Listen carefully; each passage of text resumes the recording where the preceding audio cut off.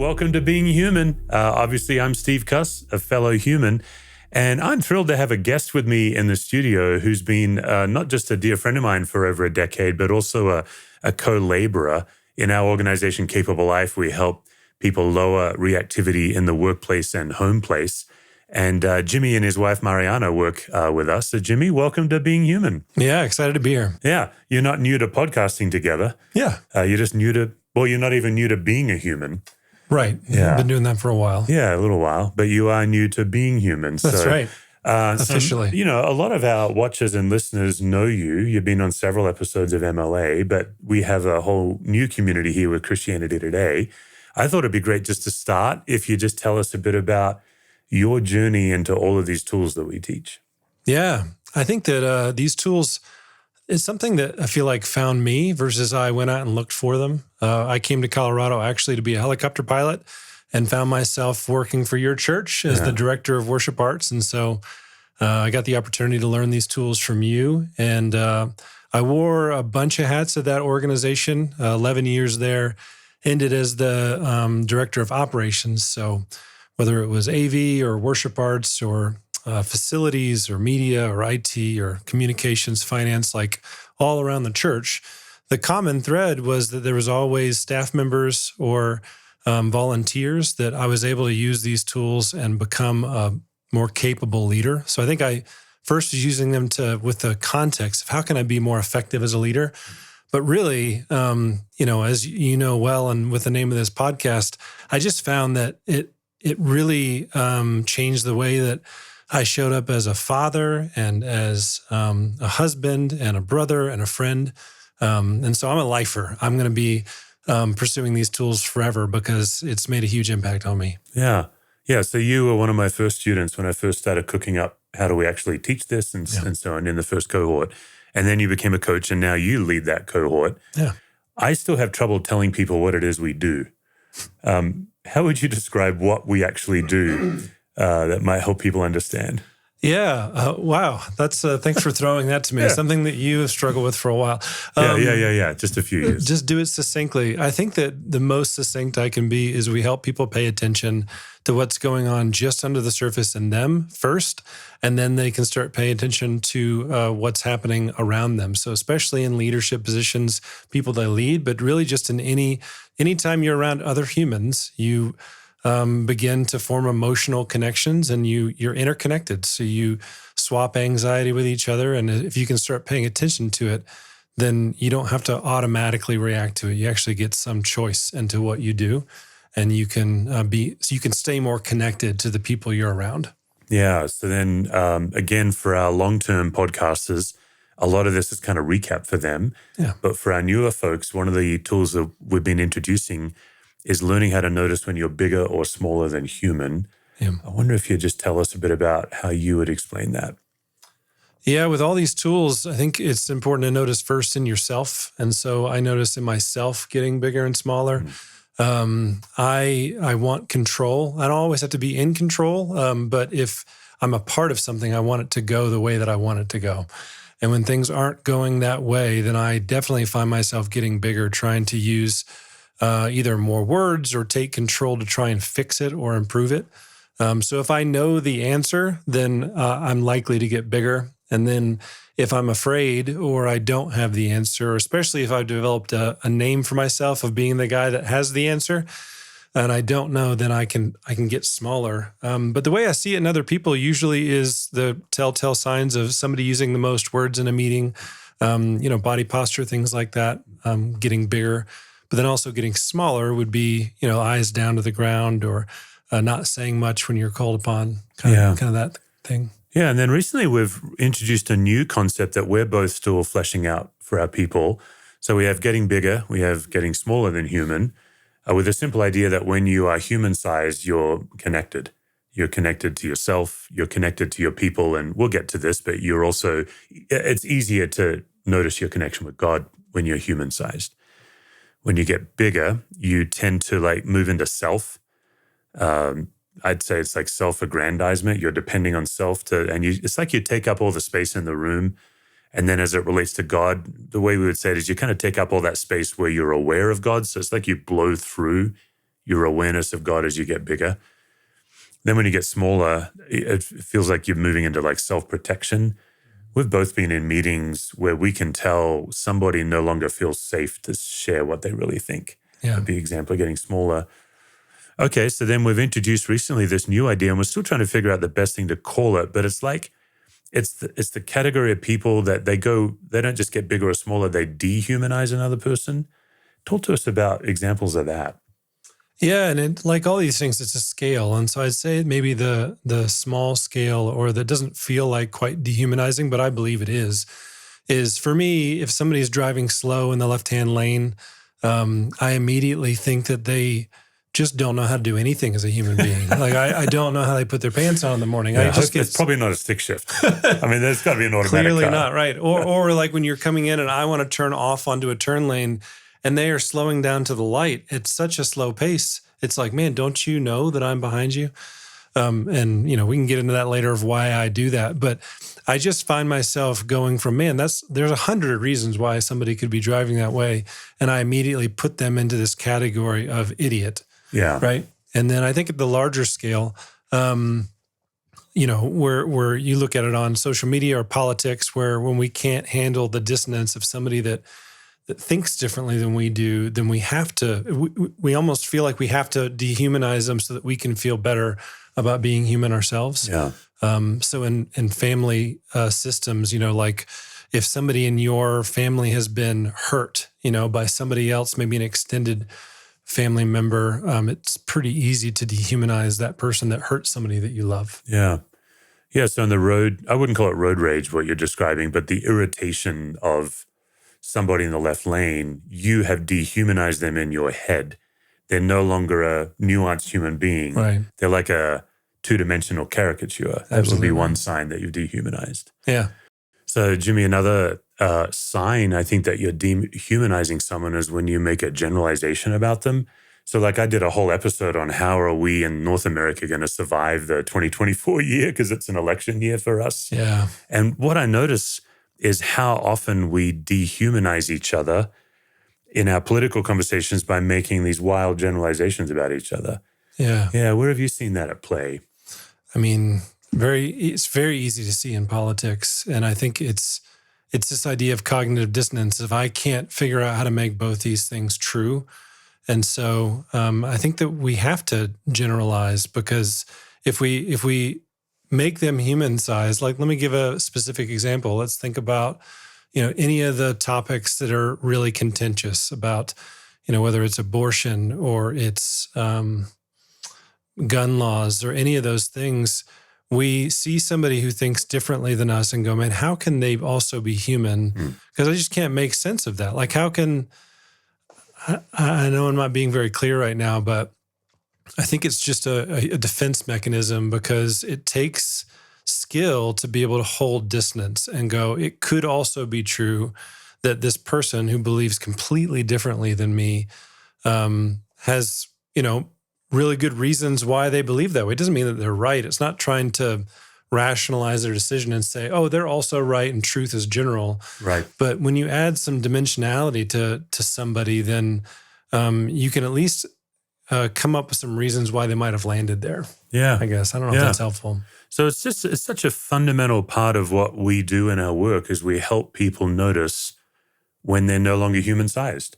And therefore, of course, when they're no longer treating each other as human-sized, which we happen to believe is what Jesus requires us to do. Absolutely. Yeah. So like when Jesus talks about loving your enemy, one of the most tangible ways you can love your enemy is treat them human-sized, see them for who they really are.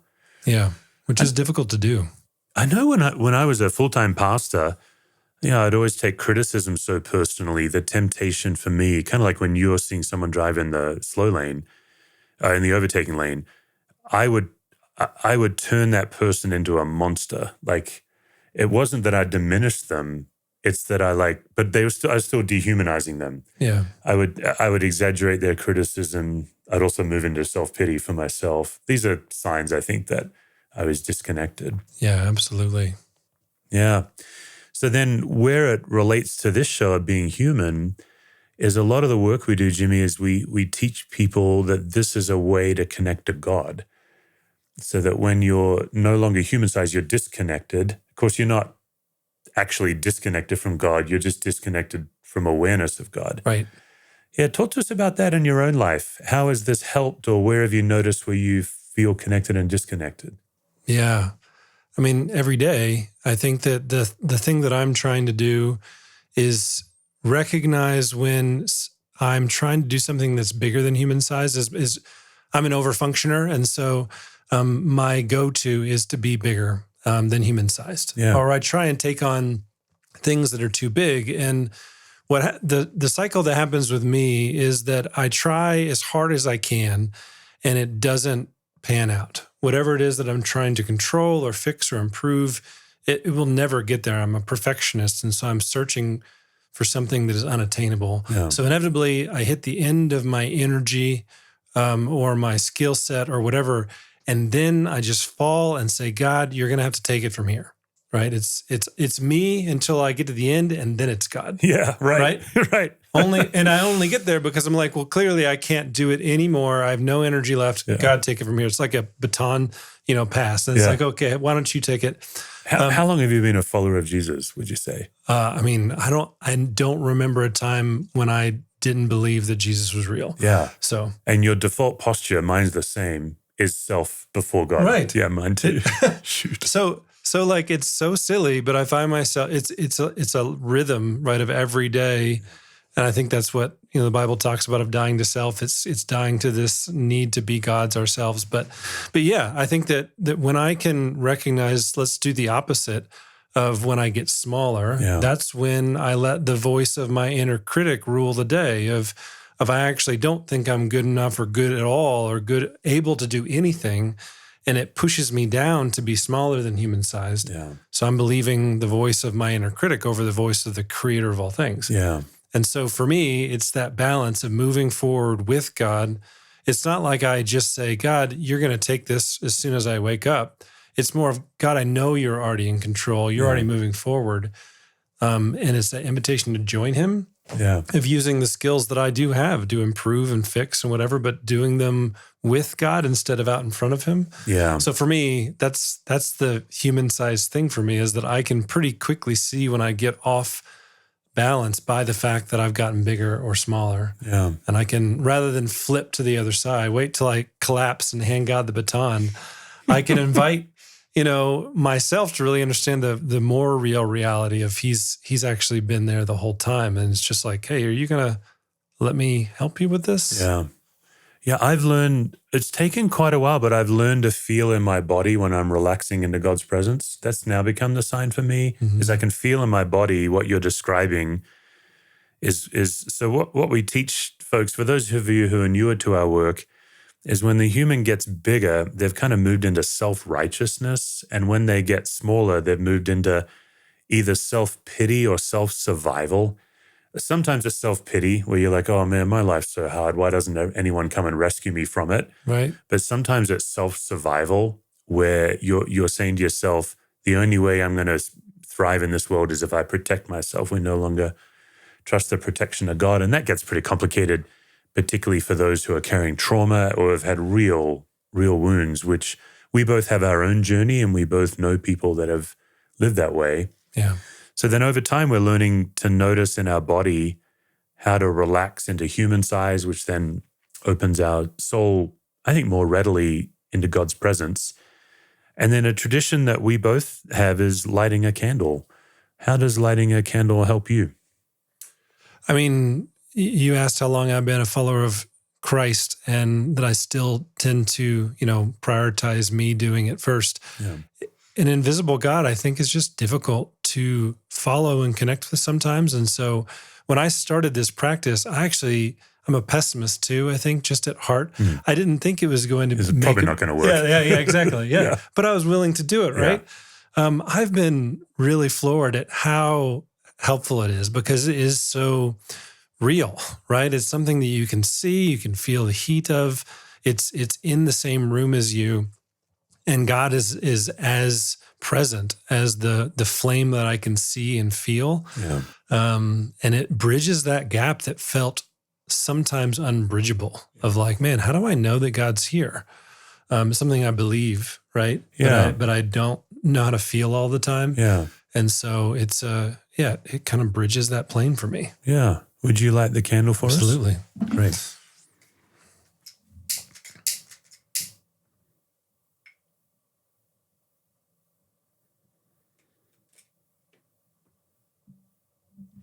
Yeah, I love how you told us that it's like you were skeptical but open to it. What comes to mind is that wonderful phrase, Lord, I believe, help my unbelief. Yeah. And then the other thing I'm thinking of, Jimmy, even as I just watched you light it, is it just keeps occurring to me with my own doubts. Well, I'm putting my faith in something. Like it's not that I'm either putting my faith in Jesus or I'm living by certainty in something else. And I just keep having to remember God's presence with me versus there is no God or God doesn't care. One of those is really good news. Right. And the other two are really bad news. And it's like, well, I would rather just put my faith in a good story. Right. So this helps me with that as well. Yeah, absolutely. Yeah. Okay. So there are all kinds of tools that over the episodes, you'll be coming on a few episodes this year and next year.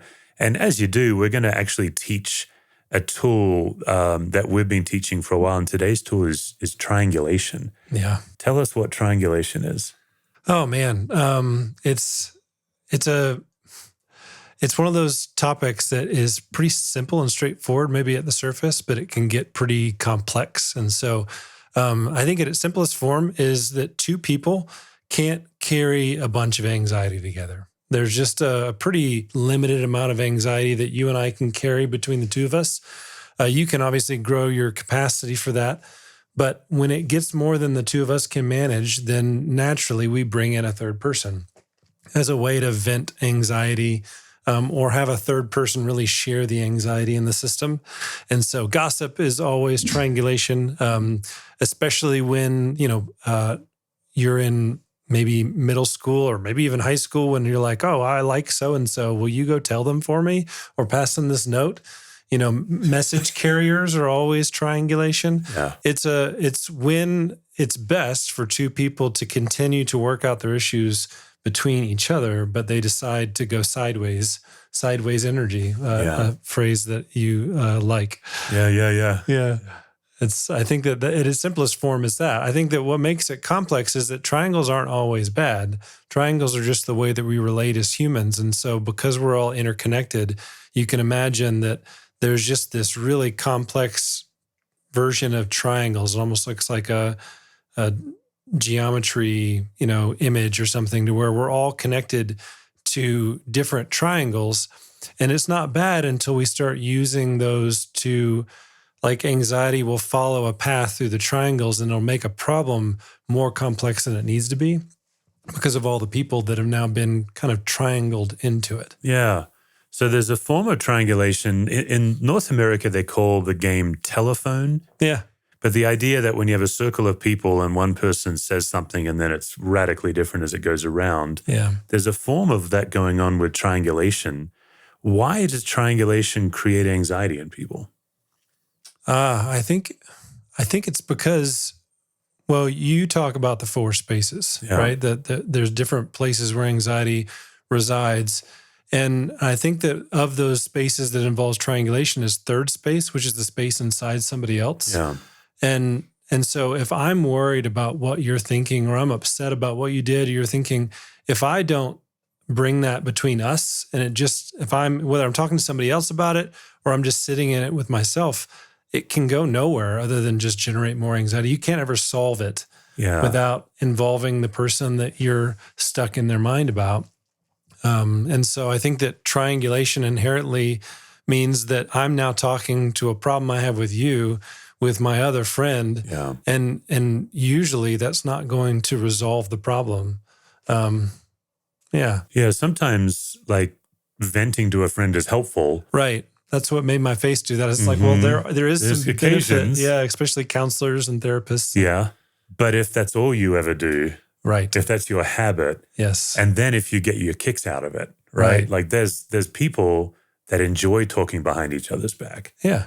So when I'm doing consulting for organizations, I bet the most common Zoom or phone call I get is somebody is anxious about a case. They've got a situation, and it almost always involves a team member, and the relationship with that team member is generating anxiety. So they call me. I'm sure you've had this happen too. Oh, yeah. And more often than not, Jimmy, they will tell me what's going on. They give me a remarkably insightful blow-by-blow. He's doing this, I'm doing that, she's doing this. This is what that makes me think. And my most common piece of advice is to say, what would it take for you to tell her what you just told me? Oh, I could never do that. Yeah, why is that? Why is that so hard to do? I mean, it's all these tools that we teach, right? It's this inability to be your full self in the presence of somebody else without tending to either enmesh or detach from them.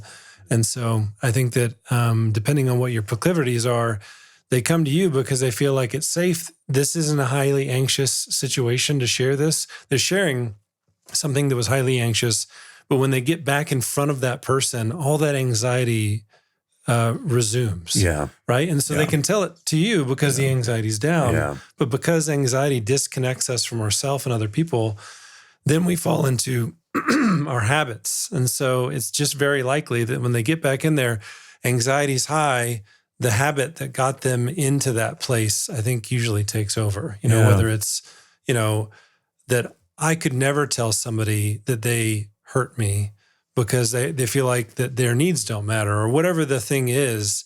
It's just our kind of habits that get us stuck are on full tilt or at full rage when we're flooded with anxiety.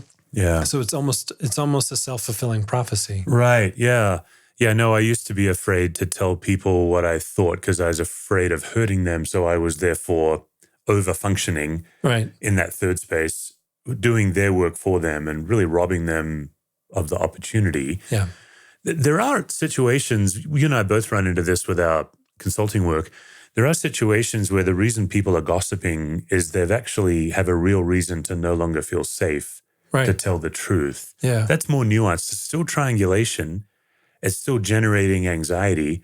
But I'd hate for some leaders to be watching or listening to this because I've been in organizations where gossip is so stamped out that the leader never looked in the mirror to see if maybe the reason there's so much gossip is the leader can't be given the truth. Right. What's your word on that? How do we help people? Like some people triangulate to gain power because they feel powerless. Right. That's where it gets nuanced, I guess. It does. And that's where I was saying triangulation, it can be simple but very complicated, is that you end up giving these kind of broad brush statements that if you take them all the way to the bank, then you're like, wait a second, this doesn't work in this scenario. And so I think that, gossip is always harmful. Yeah, I okay. think, yeah. Right? Venting would be maybe different than gossip, I suppose, sometimes, right? Especially in certain contexts. If you know that the person, there's a blow-off valve that needs to happen. And so you're choosing the lesser of the evils and going, I just need to get it out. Because if I don't get it out with you, I'm going to blow up with this person or something like that. But you were talking about a leader that can't take criticism. And so it's almost if you look at people in systems, right? I think that's, we learned all this stuff from systems theory. Yeah. And if you stop looking at each individual and start taking into account the system, that's when a lot of this becomes clear. Because if you're saying, okay, yes, gossip's bad, let's stamp it out. But then the reason why it's so rampant is because a problem needs to be solved. Something needs to change and they can't go to the leader. And so it has to, it's not like anxiety just dissipates on its own. Yeah. I guess is my point. It has to have either, people with tools and managing it themselves, or it's just going to find its way through the system. Yeah. I guess. Yeah. So if you are a leader, this is really a podcast for all humans, but if you happen to be a leader in a workplace and gossip is very frustrating to you, it's frustrating to us too, but it is helpful to go to the people that are in the habit of gossip and come underneath them with a curious question and ask them, is there something in our organization or something in me where you don't feel safe to be exactly yourself? And of course, that's complicated. They may not feel safe to tell you the truth. Right. But there are, like, as I've done this work, there are people that wasn't actually it. They just are emotionally immature, Right. in just fact. But there are others that say, oh yeah, like I tried to speak up and I was shut down.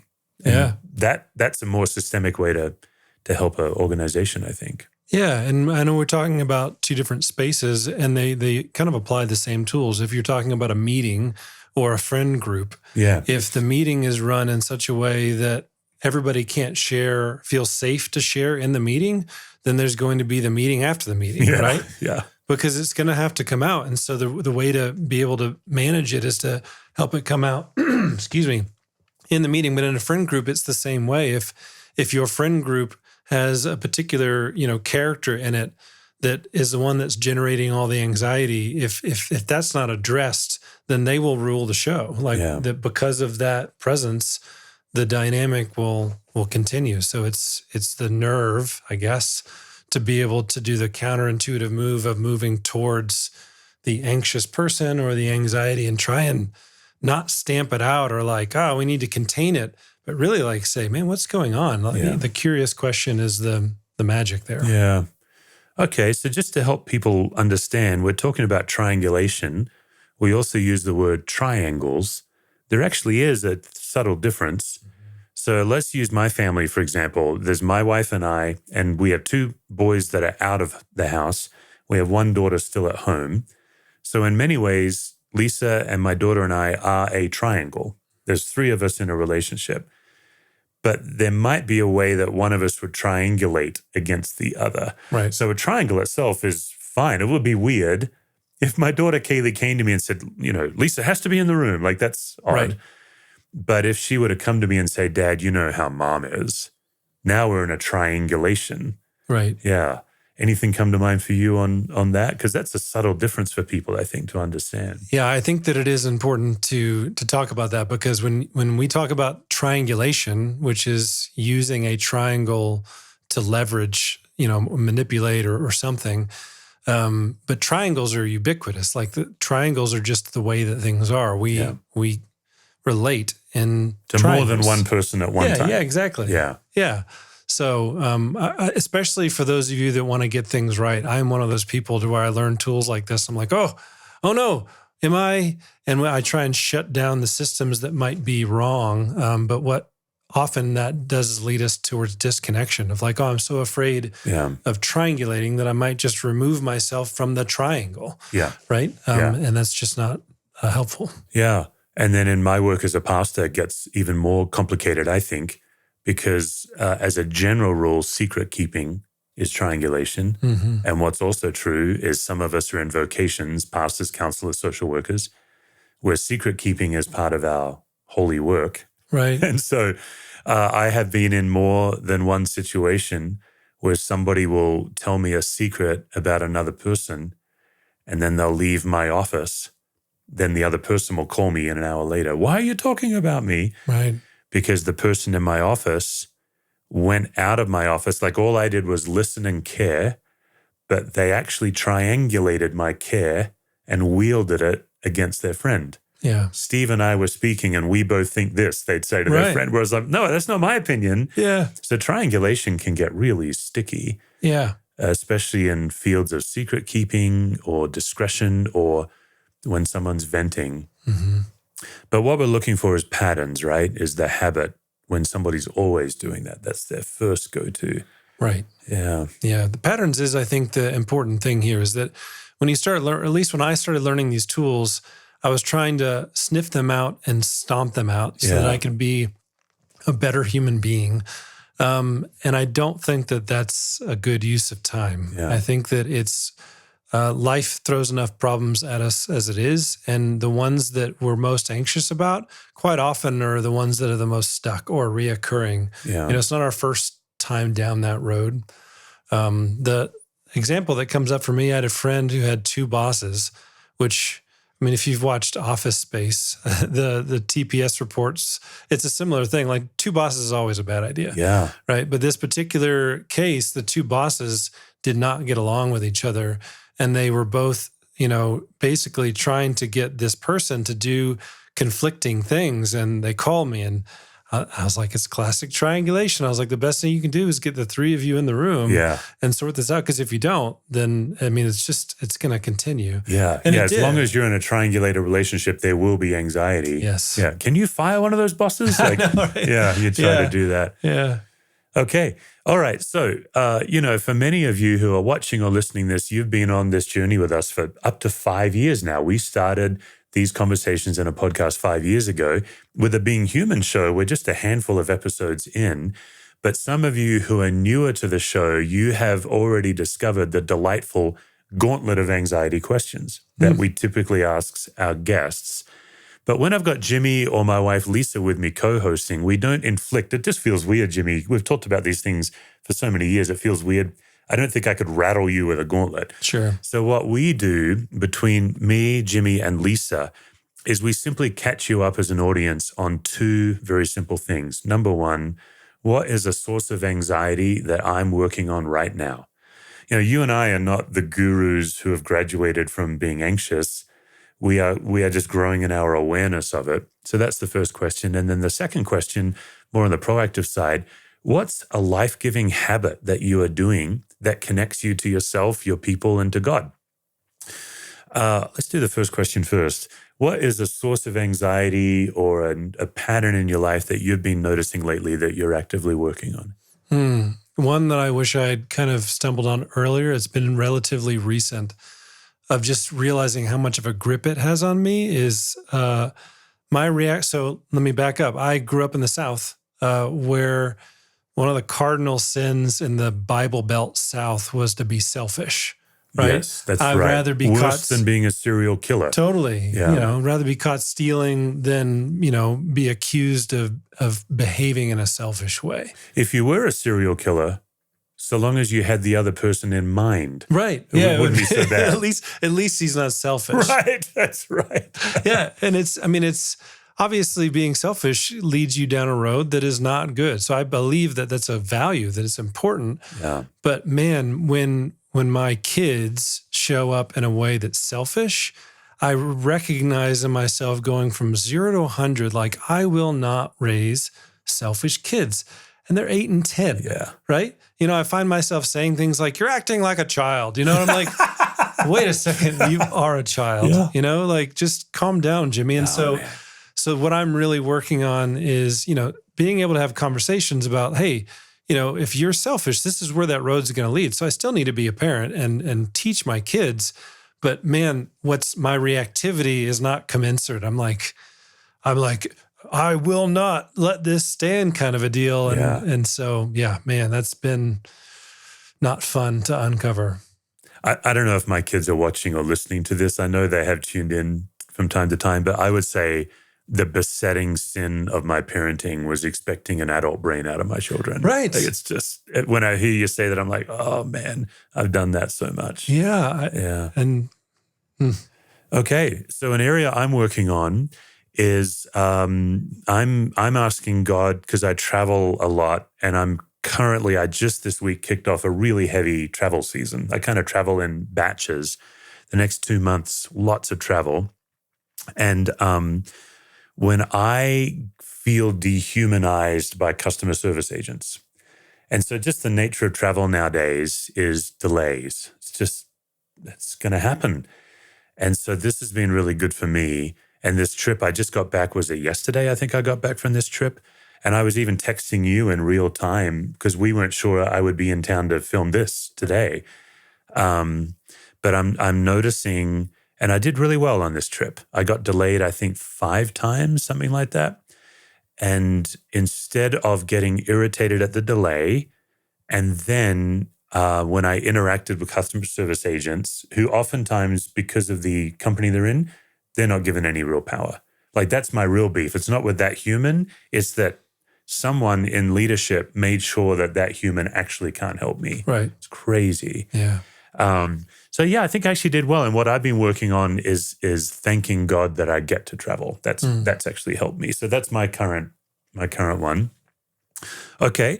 Then the second question is, you and I both have life-giving lists. Lisa and I talked about it when Lisa was on the show. What's just one life-giving habit that you're practicing right now? Yeah, you said that you've been doing show and tell. Show and tell. It's been fun. So I brought this. This is one of my Lego creations. I don't know where I'm supposed to hold this. Yeah. Legos is a life-giving habit for me, especially building with my kids, 8 and 10. And one of my favorites is, I like, following directions, but just getting... Can I take a look at that? Yeah. I have not played with Lego in several years. Oh, man. So I just like building things from the pieces that we have, just spare pieces. This isn't a kit. This is just you and kind of invented this. Yeah, and it's one of those fun things to where you don't know what you're cool. building until you just start putting pieces together. So it turned into some kind of like Star Wars speeder or something. Yeah. It's just so fun because I love creating, but I'm not a great blank sheet of paper. The world is your oyster, do something. I'm good at making things that already exist better. Yeah. And so it's very tangible. The fact that, my kids can do it with me. It's life-giving. Okay, so when we talk about the life-giving list, we're not building Lego for the sake of Lego. There is that extra step. What extra step are you taking that makes Lego help you be connected? Yeah, I think that I'm really driven for efficiency and productivity and, moving the ball forward. And I can't think of a whole bunch of things that this would be productive for, I guess. And so it reminds me to be a child of God than just an employee of God, And then obviously the relational time with my kids is so life-giving to remember to slow down and kind of get on the floor. And, I was once a kid myself. And so being able to do that just reminds me, that God created me, I guess, and created my ability to enjoy play. Yeah. I think that especially those of us who are in either Western cultures or highly productive cultures that really value efficiency, the beauty of play is how unproductive it is and inefficient it is. Exactly. Yeah. All right, let me go pull up one of mine. I had the benefit, of course, of being in a life-giving office. So obviously I built the backdrop based on some of my life-giving things. You and I are both into cars. I've never shown you these, I think. No. The Peugeot 206 World Rally Championship car. Yeah. So listen, North Americans, we love you, but you're not familiar with the amazing French cars, the Peugeot, the Renault, the Citroën.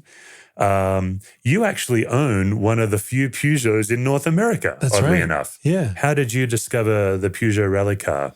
That's a really good question. I think that obviously conversations with you, I had heard of it, and then I started to become fond of it because I think the 205 was one of your dream cars growing up, right? Yeah, the first pocket rocket. Yeah. Yeah, and then Car and Driver about 10 years ago started doing articles about now you can import one, for $10,000. You can get a, hot hatch from the 80s. Yeah. And so then I just started, looking into it, watching videos. And then I did. Yeah.